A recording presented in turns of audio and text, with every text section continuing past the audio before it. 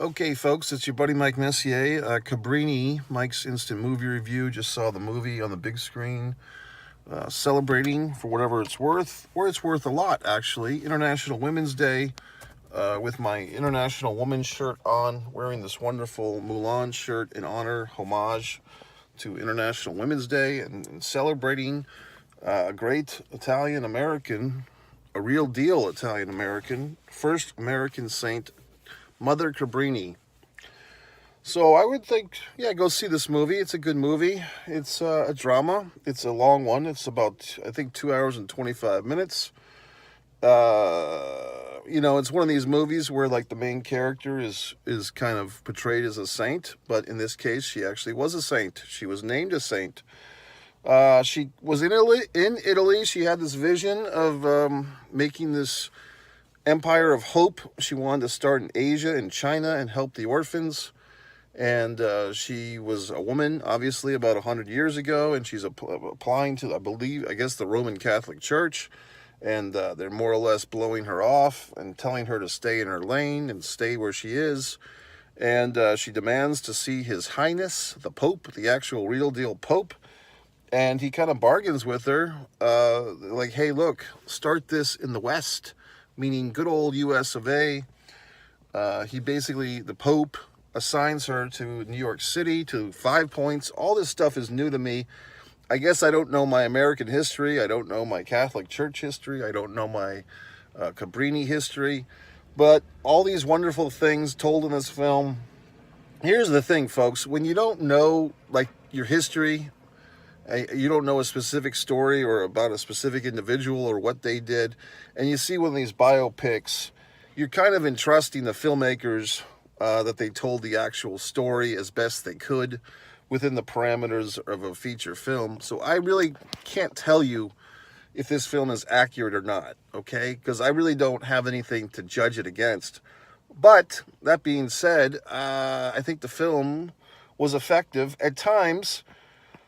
How do I put this? Not that it was anything I had seen before, beat by beat, but we have seen this type of thing before. The underdog overcomes the odds.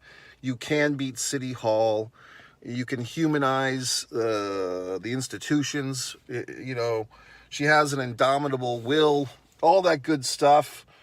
It's all here in this movie. Obviously, now I know something. If anyone asked me who Mother Cabrini is, I could give them a nutshell version of it, whereas 3 hours ago I couldn't. So in that regard, the film is effective. And you start to ask yourself these questions that Mother Cabrini asks us. When we die, we'll be asked the question, what did you do for the sick?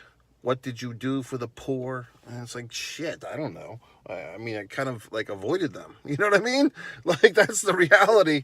Like, if I'm driving up in my vehicle and some person, assumingly homeless or whatnot, or poor, or maybe just pretending to be because you don't know, but if they're standing outside with a little sign, my fear is if I roll down the window, they're going to punch me or shoot me. You know what I mean? Because what the fuck? I'm in a seated position. I have no defense. So I tend to just keep my little windows rolled up, okay? As far as the sick, yeah, you want to help. But do you want to get sick yourself? You know what I mean? And I know that if you're talking about certain non-communicable diseases, then that's a different story, obviously. And I do give to charity, okay? When I have my eBay store, The Foreign Object, all lowercase, one word, The Foreign Object, which I sell my own art, wonderful things from around the world, I give 10% to charity, okay? That's the type of individual that I am. So, I do whatever the fuck I can. But did I do Cabrini's type of stuff? No. But this is the type of movie that's good, that it's made every once in a while. It kind of, gives you a little bit of hope for humanity. There's other thoughts that come to... Look, there's nothing wrong with the movie. The movie is fine. You're not going to have romance. It's about a nun. You're not going to have comedy or whatever the fuck. It's not Johnny Knoxville. It's a nun story. So it is what it is. Okay. But the soaring music, and it is... this is becoming like a ritual here. Angel Studios, first with last summer's surprise hit, The Sound of Freedom. Was it Sound of Freedom or The Sound of Freedom? I think it's just Sound of Freedom.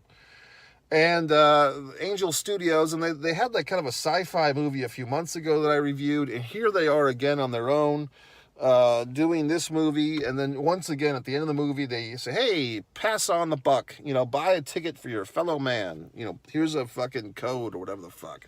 So all these wonderful things. I enjoyed the movie. It is a sweeping story. I don't know what the budget was. I don't know if because it looks like a very high-end production. Okay, I mean it feels like a real big-time movie with actual footage of all these wonderful places. And if you're making things look like 100 years ago, the slums of Five Points. See, I didn't even really know what the fuck Five Points was. I've heard of Five Points in Atlanta, but not in New York City. And and she did have a friend, and this journalist guy Calloway, who like wrote, and there was some men that did some nice things for this lady, the male journalist and so forth. I mean, there's so many things going on in this movie. She's a woman in a man's time, in a man's world. She's working through the institutions of the church and the New York City government. Okay, so these are difficult things for anybody. And it makes me reflect upon things like seeing the situations that this woman is in makes me kind of like, I don't want to deal with people. Like when you're dealing with assholes, like she's dealing with the church people and the government people, it kind of, to me, it validates my own feelings of, I hate institutions. I hate when you have to go to some asshole for approval and get voted on. Yes, we need institutions. Yes, we need these things. We need governments. We need agencies. I get it. But if you're trying to work within that system, it's very difficult. It's very annoying. And for those of you that follow me over on One Pro Wrestling and Sports Fan, and you know how I applied to work for the WWE creative writing team and had a job interviewing Titan Tower, and they did not hire me because they're idiots and assholes. Now that we know what we know about what's going on in that goddamn company, I can say, well, I'm glad for their sake that I wasn't hired, because I would have blown the roof off that place. I would have been the whistleblower to save all these people from this Vince McMahon shitting on women. Okay? I would have been the one to call the authorities had I been there and known about this information. Now, all the parasites and all the bootlickers in that company did nothing because they have low integrity. Okay? But I would have. So anyway, it is what it is, folks. The movie, it's good, it's sweeping, it's high production values. I guess this Angel Studios is coming on strong as like this powerhouse now, where we're going to see these type of movies that have like this religious subtext or undercurrent or even focal point of these major people doing God's will. But the movies are not preachy like the Kirk Cameron, whatever the fuck, Escape from Alcatraz or Left Behind, whatever the hell he's doing. These movies are not like that. See, that's the thing with these Christian films.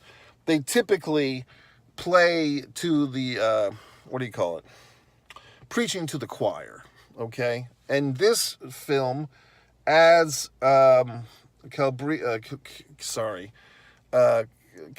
get her fucking name wrong. Cabrini, as last summer's Just Say Freedom or The Sound of Freedom, they're going for the whole enchilada, like all the audience. They don't want just the people coming in from like a church group on Wednesday night. They want everyone to come see these movies. So that's good. Good for them. So I tip my little hat to Cabrini and to the filmmakers. I do think it was good. I do think it was effective. Were there moments when it's kind of like, okay, we've seen this before? Yeah, but that's okay.